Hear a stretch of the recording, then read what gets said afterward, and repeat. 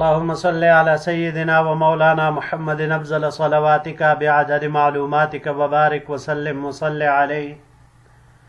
بسم اللہ الرحمن الرحیم۔ عزیز طلباء کرام، امید ہے کہ انشاءاللہ العزیز آپ سب خیر و عافیت کے ساتھ ہوں گے۔ جامع السنن الترمذی جلد ثانی کے ابواب الزہد عن رسول اللہ صلی اللہ علیہ وسلم کے 25 نمبر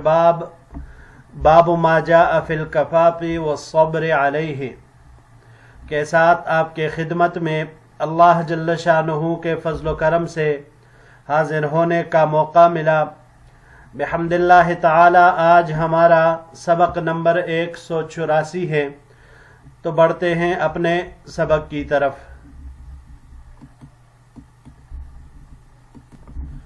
باب ما جاء فی الکفاف والصبر علیہ، یہ باب بقدر ضرورت روزی پر صبر کرنے کے بیان میں ہے۔ وبه قال حدثنا سويد بن نصر قال حدثنا عبد الله بن المبارك عن يحيى بن أيوب عن عبيد الله بن زحر عن علي بن يزيد عن القاسم أبي عبد الرحمن عن أبي أمامة رضي الله تعالى عنه عن النبي صلی اللہ علیہ وسلم قال، ہمیں روایت کی سوید بن نصر نے، انہوں نے روایت کی عبداللہ ابن مبارک سے، انہوں نے یحییٰ ابن ایوب سے، انہوں نے عبید اللہ ابن زحر سے، انہوں نے علی ابن یزید سے، انہوں نے قاسم ابو عبد الرحمن سے، انہوں نے حضرت ابو امامہ رضی اللہ تعالیٰ عنہ سے، اور انہوں نے حضور نبی کریم صلی اللہ علیہ وسلم سے نقل کیا کہ آپ علیہ السلام نے ارشاد فرمایا، ان اغبط اولیائی عندی لمؤمن خفیف الحاظ ذو حظ من الصلاة احسن عبادت ربه واطاعه في السر وكان غامزا في الناس لا يشار الیہ بالاصابع۔ میرے دوستوں میں میرے نزدیک سب سے زیادہ قابل رشک وہ مومن ہے جو چھوٹا کنبہ رکھتا ہو، نماز میں اس کا بڑا حصہ ہو، اپنے رب کی بہترین عبادت کرتا ہو، اور خلوت میں بھی اللہ کی اطاعت کرتا ہو، اور وہ لوگوں میں گمنام ہو، اس کی طرف انگلیوں سے اشارہ نہ کیا جاتا ہو۔ وَكَانَ رِزْقُهُ كَفَافًا فَصَبَرَ عَلَى ذَلِكَ، اور اس کی روزی بقدر ضرورت ہو اور وہ اس پر صابر ہو۔ ثم نقر بیدیہ، پھر حضور نبی کریم صلی اللہ علیہ وسلم نے اپنا ایک ہاتھ مبارک دوسرے ہاتھ پر مارا، جیسے ہاتھ کو جاڑتے ہیں۔ فقال، اور آپ علیہ السلام نے ارشاد فرمایا، عجلت منیتہ قلت بواکیہ قلت راسہ، اس کی موت جلدی آ گئی، اس پر رونے والے کم ہیں، اس کا ترکہ بھی بہت توڑا ہے۔ وبهذا الاسناد عن النبی صلی اللہ علیہ وسلم قال، اور اسی سند کے ساتھ جس کے ساتھ یہ اوپر والی روایت ذکر ہوئی، حضور نبی کریم صلی اللہ علیہ وسلم سے روایت مروی ہے کہ آپ علیہ السلام نے ارشاد فرمایا، عرض علی ربی لیجعل لی بطحاء مکہ ذہبا، اللہ جل شانہ نے میرے سامنے یہ بات رکھی کہ وہ میرے لیے مکہ کی وادی سنگریزوں کو، مکہ کے وادی کے سنگریزوں کو سونے کا بنا دے۔ قلت، یعنی حضور صلی اللہ علیہ وسلم کو یہ اختیار دیا تو آپ علیہ السلام نے عرض کیا، لا یا رب ولکن اشبع یوما واجوع یوما، او قال ثلاثا او نحو هذا، یعنی آپ صلی اللہ علیہ وسلم کو اختیار دیا گیا کہ اگر آپ دولت مند بننا چاہے تو ہم آپ کے لیے مکے کے وادی کو سونے سے بھر دیں، مگر حضور نبی کریم صلی اللہ علیہ وسلم نے عرض کیا، میرے پروردگار میں یہ نہیں چاہتا، بلکہ میں ایک دن پیٹ بھر کر کھاؤں اور ایک دن بھوکا رہوں۔ یا راوی کہتے ہیں کہ آپ علیہ السلام نے فرمایا کہ میں 3 دن بھوکا رہوں، یا اس کے مانند کوئی کلمہ ارشاد فرمایا، فَإِذَا جُعْتُ تَضَرَّعْتُ إِلَيْكَ وَذَكَرْتُكَ فَإِذَا شَبِعْتُ شَكَرْتُكَ وَحَمِدْتُكَ، پس جب مجھے بھوک لگے تو میں آپ کے سامنے گڑ گڑاؤں اور آپ کو یاد کروں، اور جب میں شکمسیر ہوں تو آپ کا شکر بجا لاؤں اور آپ کی تعریف کروں، آپ کی حمد و ثنا کروں۔ اگلے سلائیڈ کی طرف بڑھتے ہیں جی۔ وفی الباب عن فضالة ابن عبید هذا حدیث حسن، اس باب میں فضالہ ابن عبید رضی اللہ تعالیٰ عنہ سے بھی روایت مروی ہے، یہ حدیث حسن ہے۔ والقاسم هو ابن عبد الرحمن، اور قاسم جو ہے یہ ابن عبد الرحمن ہے، ویکنا ابا عبد الرحمن، اور اس میں کنیہ ان کا ابو عبد الرحمن ہے۔ وهو مولا عبد الرحمن ابن خالد ابن یزید ابن معاویہ وهو شامی ثقۃ، اور یہ عبد الرحمن ابن خالد ابن یزید ابن معاویہ کے آزاد کردہ ہے، اور وہ شامی اور ثقہ ہے۔ وعلی ابن یزید، اور جو علی ابن یزید جو راوی گزرے، یضاعف فی الحدیث، حدیث میں اس کی تصعیب کی گئی ہے، ضعیف ہے۔ ویکنا ابا عبد المالک، اور اس میں کنیہ ان کا ابو عبد الملک ہے۔ وبه قال حدثنا العباس بن محمد الدوری قال حدثنا عبد الله بن يزيد المقري قال حدثنا سعيد بن أبي أيوب عن شرحبيل بن شريك عن أبي عبد الرحمن الحبلي عن عبد الله بن عمرو رضی اللہ تعالی عنہ۔ ہمیں روایت کی عباس بن محمد الدوری نے، انہوں نے عبداللہ ابن یزید المقری سے، انہوں نے سعید ابن ابی ایوب سے، انہوں نے شرحبیل ابن شریک سے، انہوں نے ابو عبد الرحمن الحبلی سے، انہوں نے عبداللہ ابن عمر رضی اللہ تعالیٰ عنہ سے روایت کی ہے ان رسول اللہ صلی اللہ علیہ وسلم قال، عبداللہ ابن عمر رضی اللہ عنہ نے فرمایا کہ حضور نبی کریم صلی اللہ علیہ وسلم نے ارشاد فرمایا، قد افلح من اسلم ورزق کفافا وقنعہ اللہ، کامیاب ہوا وہ جو مسلمان ہوا اور وہ بقدر ضرورت روزی دیا گیا، اس کو بقدر ضرورت روزی دی گئی، اور اللہ جل شانہ نے اس کو قناعت والا بنایا، قناعت شعار بنایا۔ ھذا حدیث حسن صحیح، یہ حدیث حسن صحیح ہے۔ وبه قال حدثنا عباس بن محمد الدوری قال حدثنا عبد الله بن يزيد المقري قال حدثنا حيوة بن شريح قال أخبرني أبو هاني الخولاني أن أبا علي عمرو بن مالك الجنبي أخبره عن فضالة بن عبيد أنه سمع رسول الله صلى الله عليه وسلم يقول، ہمیں روایت کی عباس ابن محمد دوری نے، انہوں نے عبداللہ ابن یزید المقری سے، انہوں نے کہا کہ ہمیں روایت کی حیوہ ابن شریح نے، انہوں نے کہا کہ ہمیں خبر دی ابو ہانی الخولانی نے کہ ابو علی عمر ابن مالک جنبی، ان کو خبر دی فضالہ ابن عبید رضی اللہ تعالی عنہ نے کہ انہوں نے حضور نبی کریم صلی اللہ تعالی عنہ کو فرماتے ہوئے سنا، طوبى لمن هدی للاسلام وکان عیشہ کفافا وقنعا، اس شخص کے لیے خوشخبری ہو، خوشحالی ہے جو اسلام کی راہ دکھایا گیا، جس کو اللہ نے ہدایت دی، یعنی مسلمان ہو گیا، اور اس کی روزی بقدر ضرورت ہے، اور وہ اپنی توڑی روزی پر مطمئن ہے، قناعت پسند ہے۔ ھذا حدیث حسن صحیح، یہ حدیث حسن صحیح ہے۔ وہ ابو ہانی الخولانی، یہ جو راوی یہاں پر آئے، اسمہ حمید بن ہانی، ان کا نام حمید بن ہانی ہے۔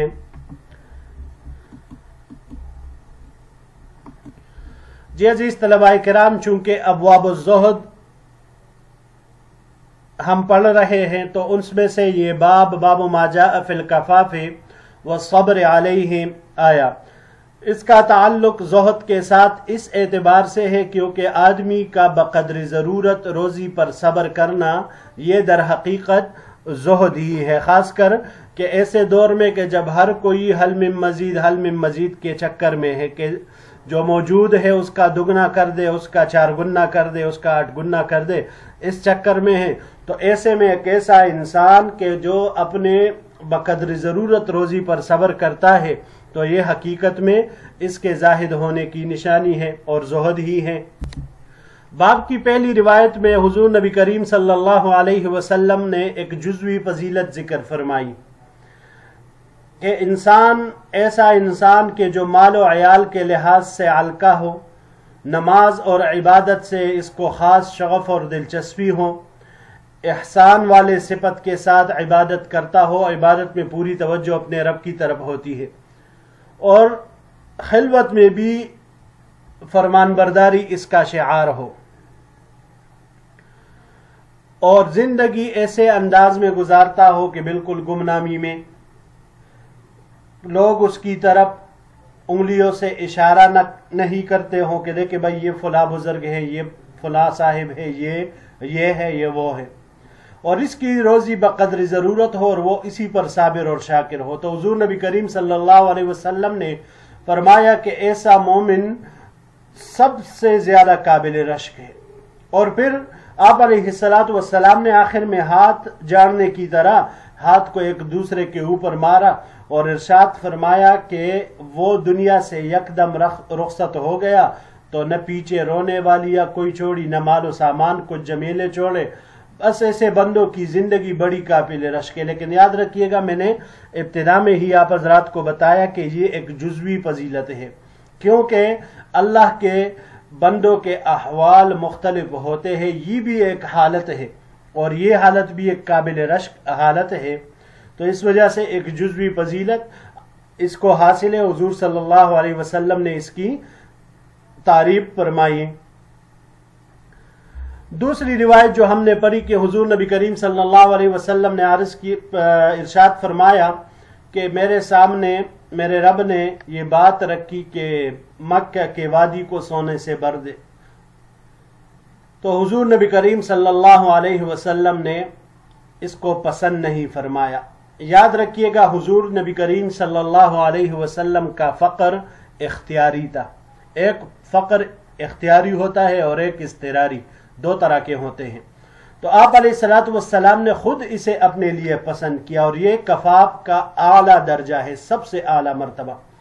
کہ اللہ نے آپ علیہ السلام کو پیشکش کی، لیکن حضور صلی اللہ علیہ وسلم نے کہا میں تو اس بات کو پسند کرتا ہوں کہ ایک دن کھاؤں، ایک دن نہ کھاؤں، یا بنا براوی 3 دن نہ کھاؤں، اور پھر جب کھانے کو ملے تو بھوک لگے، کھانے کو کچھ ہو نہیں، تو میرے رب میں تیری طرف رجوع کروں، گڑ گڑاؤں، تجھے یاد کروں، اور جب کھانا ملے کھانا کھاؤں تو پھر تمہارا شکریہ ادا کروں، تمہاری حمد و ثنا بیان کروں۔ تو لہٰذا یہ کفاف کا اعلیٰ درجہ ہے، اس سے اوپر کوئی درجہ نہیں ہے، اور حضور صلی اللہ علیہ وسلم نے اسی کو اپنے لیے پسند کیا، اور یہی فقر اختیاری ہے جو اللہ کو نہایت ہی پسند ہے۔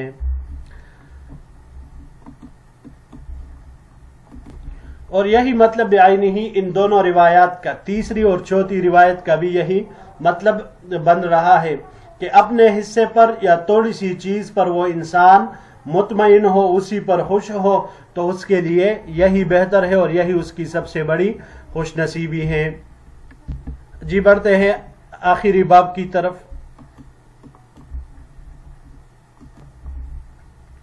باب ما جاء فی فضل الفقر، یہ باب ہے فقر کے فضیلت کے بیان میں۔ وبہ قال حدثنا محمد بن عمرو بن نہبان بن صفوان الثقفی البصری قال حدثنا روح بن اسلم قال حدثنا شداد ابو طلحة الراسبی عن ابی الواضع عن عبداللہ بن مغفل رضی اللہ تعالی عنہ۔ ہمیں روایت کی محمد بن عمرو بن نہبان بن صفوان ثقفی بصری نے، انہوں نے روایت کی روح بن اسلم سے، انہوں نے روایت کی شداد سے، ابو طلحہ الراسبی، انہوں نے ابو الواضع سے، انہوں نے عبداللہ ابن مغفل رضی اللہ تعالی عنہ سے، قال قال رجل للنبی صلی اللہ علیہ وسلم، عبداللہ ابن مغفل رضی اللہ عنہ فرماتے ہیں کہ ایک شخص نے حضور نبی کریم صلی اللہ علیہ وسلم کے خدمت میں عرض کیا، یا رسول اللہ صلی اللہ علیہ وسلم واللہ انی لأحبک، اے اللہ کے رسول صلی اللہ علیہ وسلم، اللہ کی قسم میں آپ سے محبت کرتا ہوں۔ فقال له انظر ما تقول، حضور نبی کریم صلی اللہ علیہ وسلم نے فرمایا سوچ لو کیا کہہ رہے ہو۔ قال واللہ انی احبک 3 مرات، اس شخص نے سوچ کر پھر جواب دیا، اے اللہ کے رسول میں آپ سے محبت کرتا ہوں۔ یہ بات اس نے 3 مرتبہ ارشاد فرمائی۔ قال آپ علیہ السلام نے اس کو ارشاد فرمایا، ان کنت تحبنی فاعد للفقر تجفافا فان الفقر اسرع الى من يحبنی من السیل الى منتہاہ، اگر تجھے مجھ سے محبت ہے تو ناداری کے لیے تیار ہو جاؤ، کیونکہ ناداری اس شخص کی طرف جو مجھ سے محبت کرتا ہے ایسی تیزی سے آتی ہے جیسے نالا اپنے نہایت تک، اپنے منتہا تک تیزی سے جاتا ہے، جس طرح پانی وہ بالکل اپنے منتہا تک تیزی کے ساتھ وہ جاتا ہے، تو اس سے کہیں زیادہ تیزی کے ساتھ مجھ سے محبت کرنے والوں کی طرف